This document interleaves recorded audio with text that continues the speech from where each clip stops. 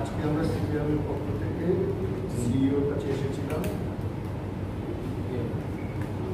রবীন্দ্র সুখেন্দ্র পারিখানি এবং আমি তিনজন। নির্দিষ্ট কয়েকটা এজেন্ডা আমরা যতবার ওনার সঙ্গে মিট করেছি প্রতিবার আমরা আগে এজেন্ডা পেপার ওনাকে দিয়ে দিয়েছি যে কোন কোন বিষয়ে আমরা করতে চাই আলোচনা। ফলে আজকেও আমরা দিয়েছিলাম ল অ্যান্ড অর্ডার গণনা তাকে কেন্দ্র করে, বর্ডার সিল তাকে কেন্দ্র করে, রুট মার্চ তাকে কেন্দ্র করে এবং কিছু অফিসার যারা সম্পূর্ণ পক্ষপাতিত্ব করছেন তাদের বিরুদ্ধে নির্দিষ্ট অভিযোগ সহ আমরা চিঠি যা পাঠিয়েছিলাম সে বিষয়ে আলোচনা করতে চেয়েছি। আর তার সঙ্গে একটা বড় ইস্যু যেটা হচ্ছে যে কাউন্টিংয়ে একদম স্পষ্টভাবে লিখে দেওয়া আছে হ্যান্ডবুকে কাউন্টিংয়ে কারা যুক্ত হতে পারে। তাতে বলা আছে সেন্ট্রাল গভর্নমেন্ট এমপ্লয়ি তারা প্রেফারেবল, স্টেট গভর্নমেন্ট এমপ্লয়িদেরও নেওয়া যেতে পারে, কিন্তু কন্ট্রাকচুয়াল এবং ক্যাজুয়াল এদের কথা উল্লেখ কোথাও নেই। অর্থাৎ কন্ট্রাকচুয়াল এবং ক্যাজুয়াল তাদের দুর্গা বাহিনী নিয়ে বলছেন না, একটা কথাও তো আরএসএস নিয়ে বলছেন না, কি ওখানে বাধাতো সেই জন্যই বলছেন না। আচ্ছা, প্রধানমন্ত্রী বলছেন যে মমতা বন্দ্যোপাধ্যায় ভোট জিহাদের চেষ্টা করছে, নতুন একটা শব্দ পেলাম, ভোট জিহাদ। এটা কি আপনারা বিশ্বাস করেন? তার কারণ আরএসএস এর ঘরের মানুষ তো, ওরা লাভ জিহাদ বলে, ও ভোট জিহাদ বলে না। মানে মমতা বন্দ্যোপাধ্যায় কি ভোট জিহাদ করছে? প্রধানমন্ত্রীর অভিযোগ। আরে বলছি তো, প্রধানমন্ত্রী তো আরএসএস এর লোক আর মমতা বন্দ্যোপাধ্যায়ও আরএসএস এর প্রোডাক্ট। এর আগে প্রধানমন্ত্রী দেশে বলছে একটা সিনেমা হওয়ার পর সবাই গান্ধীকে চিনেছে, তো যে লোকগুলো হেঁটেছিল সত্যাগ্রহের সময় তারা কি মোদীর ঠাকুরদার ডাকে গেছিল?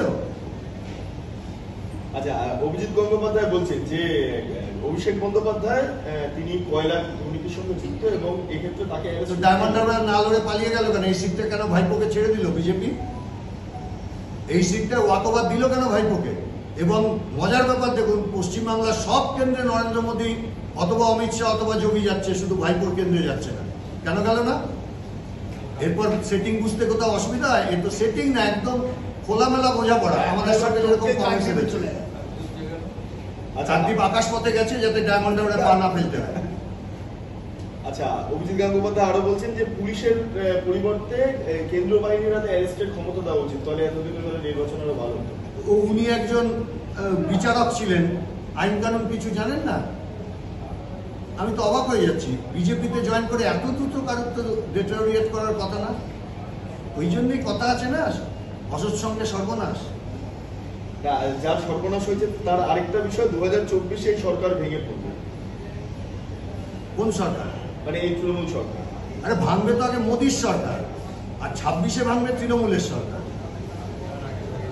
কিন্তু তৃণমূল তো ইন্ডিজোটের সঙ্গে যুক্ত। কোথায়? ও তো প্রথম 4 দফায় মনে পড়েনি, তখন তো ও জানে যে বিজেপির সরকার হচ্ছে। তারপর যখন দেখছে গোটা দেশ জুড়ে হাওয়া খারাপ আছে, পঞ্চম পেজে একটু ছুলেন, ষষ্ঠ পেজে এসে বলছেন আমি বাইরে থেকে সমর্থন করবো। কেউ চায় উনি? কখন উনি থাকেন, কখন উনি বাইরে যান, কখন উনি ভেতরে থাকেন? ওই উপরাষ্ট্রপতি রাষ্ট্রপতি নির্বাচনের মতোই খেলা। শেষ প্রশ্ন সেটা হলো যে নাগরিকত্ব সংশোধনী আইন, সেটা হচ্ছে এ রাজ্যে শংসাপত্র দেওয়া হচ্ছে, 7 জনকে শংসাপত্র দেওয়া হবে। স্টার্ট। কে কাকে শংসাপত্র দেয়? ভারতবর্ষে যারা বাস করেন তারা সবাই নাগরিক। এসব উল্টোপাল্টা আইন করলে হবে? ওসব সিএ এনআরসি এই ভারতবর্ষে চলবে না। আর এই সরকার বিদায় নিলে এমনিও সব পাল্টে যাবে। যারা ভোটার তারা তো নাগরিক, তাহলে ভোট দিচ্ছে কি করে? ওই 8 জনকে দিয়েছে, ওরা ভোট দিয়েছে? বুঝলেন তো, নাগরিক ছাড়া ভোট দিতে পারে কেউ? 18 বছর বয়স হয়ে যাবে। বাংলাদেশের লোক যার 18 বছর বয়স, উগান্ডার লোক 18 বছর বয়স ভারতবর্ষে ভোট দিতে পারে নাকি? দপ্তরের কোনো আধিকারিক আছেন যারা প্রতিদিন রাত্রিবেলায় রাজ্যের মন্ত্রীদের সঙ্গে বৈঠক করছেন, এটা কি আরেকবার একটু বলবেন বিষয়টি কি? কাদের বিরুদ্ধে অভিযোগ স্পেসিফাই? আমরা একেবারে এই নির্বাচন কমিশনের ইসিআই এর দপ্তরে এমন লোক আছেন, তা না হলে কখনো হয়, যা একেবারে গ্রসলি বিরুদ্ধে এমসিসি যে বিজ্ঞাপন চালানো হলো, ক্যাশ ট্রান্সফার করা হবে 30শে ডিসেম্বর। আমরা চিঠি দিলাম এবং নির্দিষ্ট আইন উল্লেখ করে দিলাম যে এই বিজ্ঞাপন দেওয়া যায় না, বন্ধ হলো না। 13 দিনের মাথায় আমরা যখন এসে এখানে দাবি করলাম এবং নির্দিষ্ট আইন দেখালাম, তখন বন্ধ হলো ঠিক 3 দিনের জন্য। আবার সেই বিজ্ঞাপন চালু হলো, তার অনুমতি দেওয়া হলো। এবং সেইটা আবার এসে যখন আমরা বললাম যে আপনারা নিজের আইন ভাঙবেন, নির্বাচন কমিশন, সিইও অফিস, সেই অফিসারের বিরুদ্ধে কেন ব্যবস্থা নিচ্ছেন না যিনি অনুমতি দিয়েছেন এই ধরনের বেআইনি বিজ্ঞাপনে? রাজনৈতিক দলের বিরুদ্ধে তো ব্যবস্থা নিতেই হবে।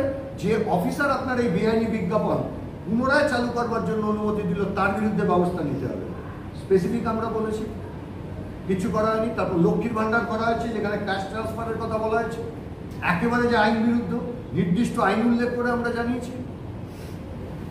তো আপনারা নির্বাচন কমিশন আইন মানবেন না, আর দেশের জনগণের কাছে আপনারা বলবেন যে আপনারা নির্ভয় ভোট দিতে আসুন। এটা একই সঙ্গে দুটো কাজ চলে? কোটি কোটি টাকা খরচা করে এই নির্বাচন হচ্ছে।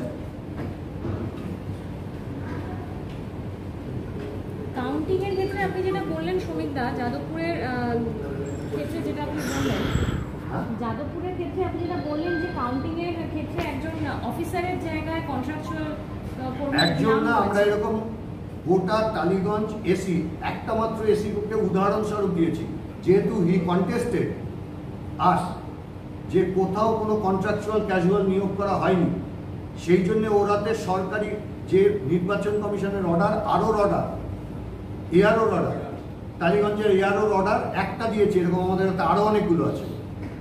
শুধু একটা দিয়ে প্রমাণ করেছি যে আপনি সত্য কথা বলছেন না এবং একেবারে পঞ্চায়েত নির্বাচনের কায়দায় আপনারা কাউন্টিং হল লুট করতে চাইছেন। নির্বাচন কমিশনের তরফে আজকে আপনাদের এটা নিয়ে কিছু জানানো হলো? উনি তো মিটিং ছেড়ে বেরিয়ে চলে গেলেন। আপনাকে বর্ণনা করছেন? হ্যাঁ, বর্ণায় বসবেন? না না, 1 ঘন্টা তো আমরা বসে থাকলাম এবং তারপর তাকে ফোন করা হলো, ফোন ধরলেন না। মেসেজ করা হলো, মেসেজের উত্তর দিলেন না। উনি বললেন আপনারা পাটুলি থানা নিয়ে চিঠি দেননি, সবকটা চিঠির কপি ওকে পাঠিয়ে দেওয়া হলো। এবার লজ্জায় মুখ দেখাতে পারছেন না কিনা আমি জানি না। আপনারা কি এই বিষয় নিয়ে আজকে কোন রকম ধর্ণায় বসবেন? আমরা এখনো অবধি সেই জায়গায় যেতে চাই না। আমরা চাই সুষ্ঠুভাবে নির্বাচন, কারণ মাঝে আর একটা দিন বাকি। এই একটা দিন আগে নির্বাচনের কোনো কাজে কোনো বাধা আমরা তৈরি করতে চাইছি না, কিন্তু নির্বাচনের কাজে বাধার সৃষ্টি করবার মতো পরিস্থিতি যদি নির্বাচন কমিশন তৈরি করে, সেক্ষেত্রে আমাদের ভাবতে হবে। আজকে থেকে সাইলেন্ট পিরিয়ড শুরু হবে, তো সেক্ষেত্রে দাঁড়িয়ে আপনারা গত পরশু দিন সম্ভবত আপনারা জানিয়েছেন কিন্তু 2জনকে নজরবন্দি করা হবে, দরকার মোল্লা আর জাহাঙ্গীর খান। সেই নিয়ে কোনো আপনি এসেছেন? উনি তো কোনো আলোচনাই করতে রাজি না। তার কারণ মুখ্যমন্ত্রী গতকাল বলে দিয়েছেন তো যে শওকত মোল্লা হচ্ছে তার প্রাণের প্রিয়। আবার এই মুখ্যমন্ত্রী দাঁড়িয়ে প্রশাসনিক বৈঠকে বলেছিলেন যে অন রেকর্ডস আছে যে শওকতের কাজ কি বোমা বানানো ছাড়া, তাহলে যে বোমা বাঁধে তিনি হচ্ছেন মুখ্যমন্ত্রীর প্রিয়। গতকাল এই বার্তা দিলেন, এখন সেই বার্তা অনুযায়ী যদি সিইও অফিস চলে তাহলে তো গ্রস ভায়োলেশন অফ কনস্টিটিউশন। অন্য প্রশ্ন দেন। এরপরে এই ওসিকে আপনি রাখবেন। আমরা 22 তারিখ জানিয়েছি, তার আগের দিনও এসে জানিয়েছি, কিন্তু তার বিরুদ্ধে কোনো ব্যবস্থা নেবেন না। উল্টে আমাদের সিইও বলছেন আপনারা তো চিঠি দেননি, অথচ আমরা চিঠির তারিখ উল্লেখ করে যখন ওনাকে জানাচ্ছি, তিনি অদ্ভুতভাবে মিটিং ছেড়ে উঠে চলে গেলেন। রাজনৈতিক দলের সঙ্গে সিইও দেখা করবেন না, মিটিং ছেড়ে মাঝপথে চলে যাবেন? 1 ঘন্টা ধরে আমরা বসে আছি, তাকে মেসেজ করা হলো, তিনি ফোন ধরলেন না।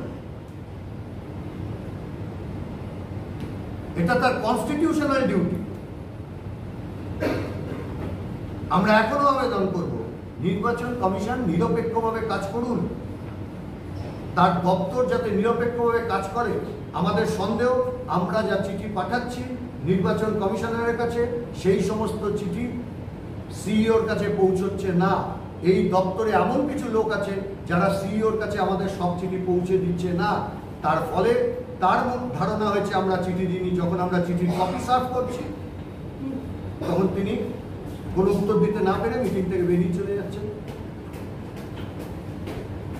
ফলে আমাদের নির্দিষ্ট দাবি, এই অফিসার বিশেষ করে Kalighat PS, Patuli PS, Rajabagan PS সহ আমরা যাদের কথা বলেছি এদেরকে পরিবর্তন করতে হবে। কালীঘাট পিএস, ভাবতে পারেন আপনি, হাইকোর্টের অর্ডার এনে সেখানে মিটিং করছে আর কালীঘাট পিএস এর অ্যাডিশনাল ওসি দাঁড়িয়ে থেকে মাইক খুলে দিচ্ছে, অথচ ওইখানেই 50টা মাইক লাগিয়ে তৃণমূল মিটিং করেছে।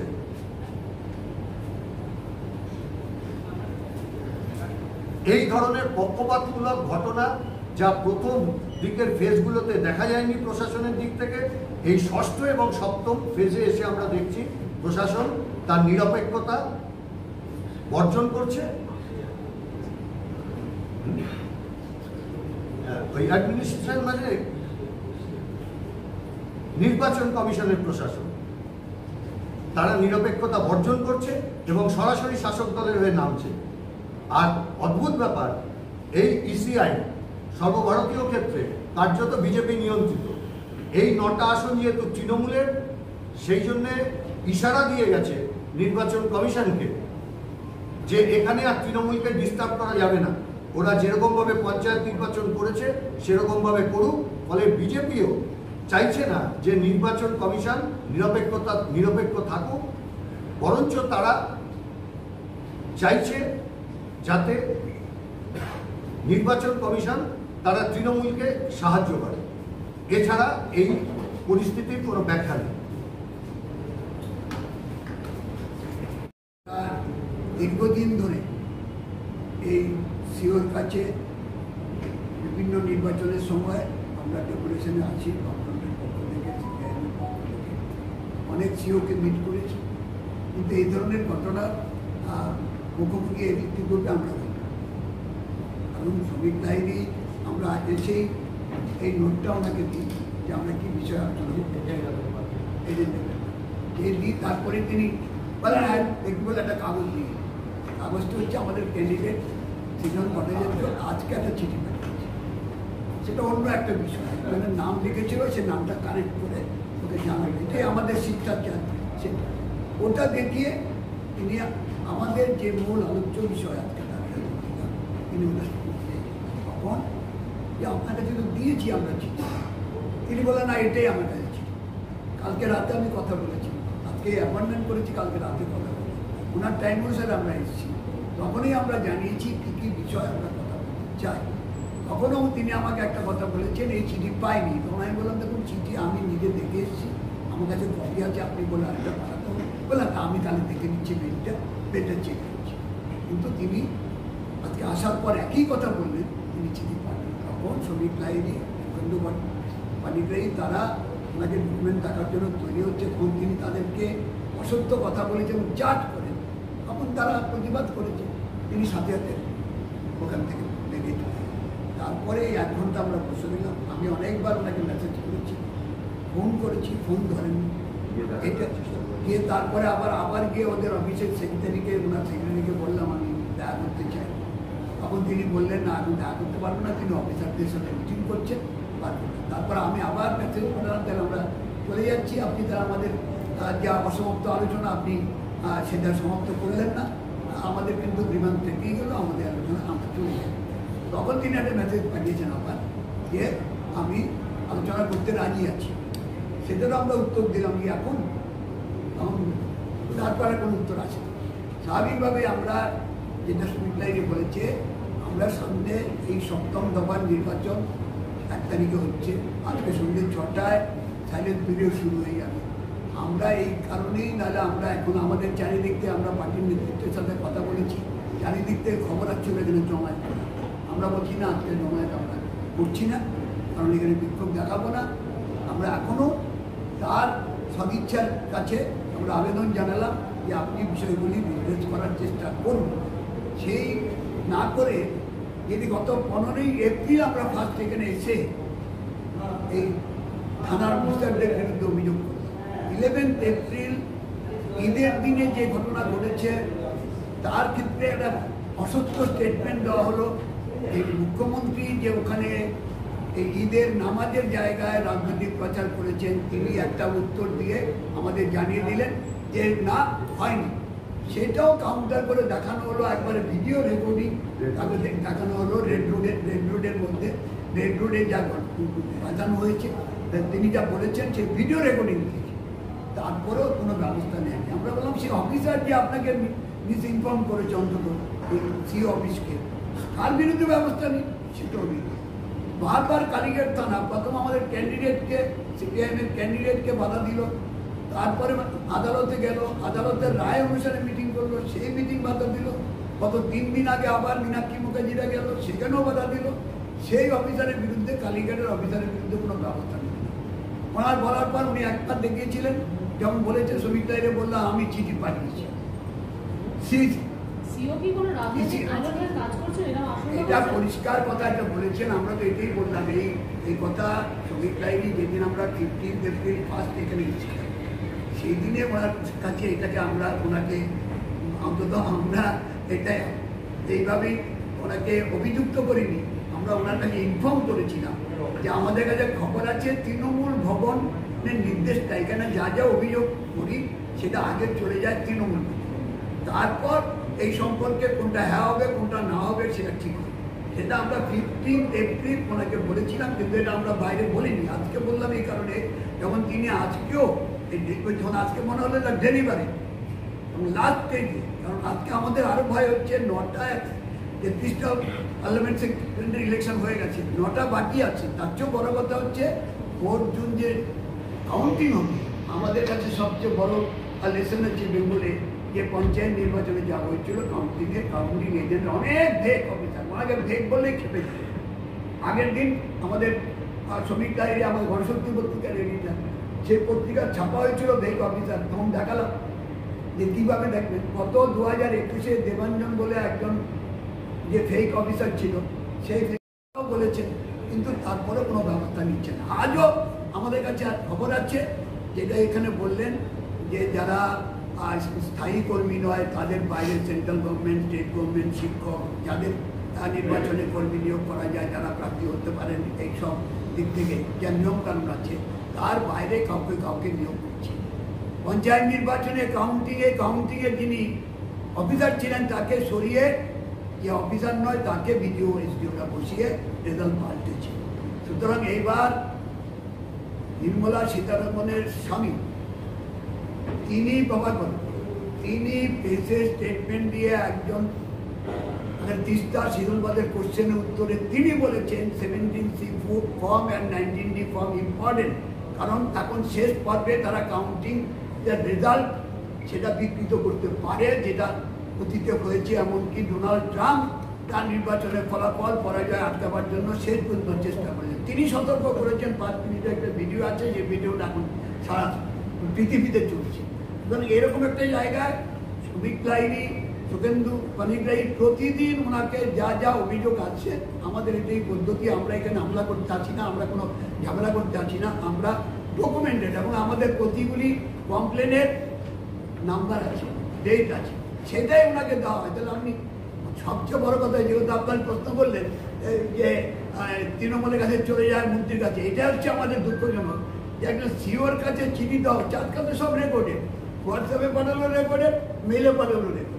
উনি বলেন আমার কাছে পৌঁছে, উনি অন্য চিঠি দেখান, আমরা চিঠি দেখাচ্ছি 22 তারিখের, উনি দেখাচ্ছেন আজকে 30 তারিখের একটা অন্য চিঠি, একটা ইনফরমেশন কারেকশন আমাদের ক্যান্ডিডেট। আমি বলছি আমাদের পার্টিকে রিপ্রেজেন্ট করে শ্রমিক লাই, তার নামে সব চিঠি আছে, আমরা যা প্রেসকে দিয়েছি সেটাও তাই দিচ্ছি। তিনি অন্য চিঠি রেখে আমাদেরকে ডাইভার্ট করা ইস্যুকে আমাদের দৃষ্টি অন্যদিকে ঘোরাবার চেষ্টা করছেন। এটা আনফর্চুনেট, এবং আনফর্চুনেট নয়, এটা হচ্ছে যে কথাটা বলছে লেজিটিমেট যে রাইট, সেটাকে কার্টেল করা হচ্ছে। এইখানটায় আমাদের প্রতিবাদ, এবং আমরা তার জন্য শেষ পর্যন্ত বলে এসেছি। ওনাকে যখন নোট দিলাম তখন উনি বললেন হ্যাঁ আপনি ওয়েলকাম, তো তখন বললাম টাইম জানান, এখনও টাইম জানাইনি। আমরা আবার আসার জন্য প্রস্তুত আছি, কারণ আমরা আমাদের এই কনস্টিটিউশনাল পজিশনটাকে আমরা ব্যবহার করব।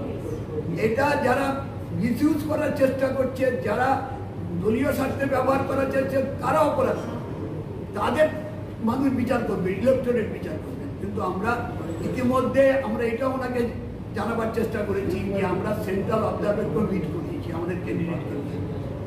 আমরা আজকেও যদি উনি না করেন তাহলে আমাদের বিষয়টা আমরা যাইনি। এখানে সীতারাম ইয়েচুরি আছেন আর নীলোৎপল ঘোষ আছেন। আমরা এখন যে কথা বলবো যে এর মধ্যে যদি আমরা তার রেসপন্স না পাই পজিটিভ, তাহলে আমরা ইসিআর কাছে আমাদের কমপ্লেন এতদিন পাঠাইনি। আমরা এখানেই সমস্ত কিছু অভিযোগ জানিয়েছি, ইসিআইকে মিট করার চেষ্টা করিনি। এখন আজকে আমাদের গভর্নমেন্টকে সেটা করতে উনি যদি বাধ্য করে থাকেন। আজকে কি আপনাদের পুলিশ দিয়ে বার করে দেওয়ার চেষ্টা করা হয়েছিল? আজকে কি আপনাদের কথা কাটাকাটি একটা হয়েছিল, সেই সময় কি পুলিশ না। দিয়ে বার করে দেওয়ার চেষ্টা হয়েছিল? আর কখনো করেননি, উনিই তো বেরিয়ে গেলেন। আমরা তো বেরোইনি, কিন্তু আমরা তো সুন্দর ঘরে 1 ঘন্টা বসে থাকলাম। 1 ঘন্টারও বেশি সময় বসে ওনাকে কয়েকবার ফোন করেছি, কয়েকবার মেসেজ পাঠিয়েছি, উনি কোনো রেসপন্স দিচ্ছেন না। তারপরে যখন ওনাকে পাঠালাম যে আমরা এখন 1 ঘন্টার বেশি ওয়েট করে আপনি আমাদের কথা শুনলেন না, আমাদের অভিযোগগুলি মীমাংসা করলেন না, আমরা এখন চলে যাচ্ছি, তখন তিনি আমাদের একটা রেসপন্স পাঠালেন যে আমি আপনাদের সাথে আলোচনা করতে প্রস্তুত আছি, এনি ফর্ম। তখন বললাম হোয়েন, এটার উত্তর এখন আসেনি। আমরা সবসময় হচ্ছে রেসপন্সিভ, এটা আমরা এইভাবেই গত 40-45 বছর 50 বছর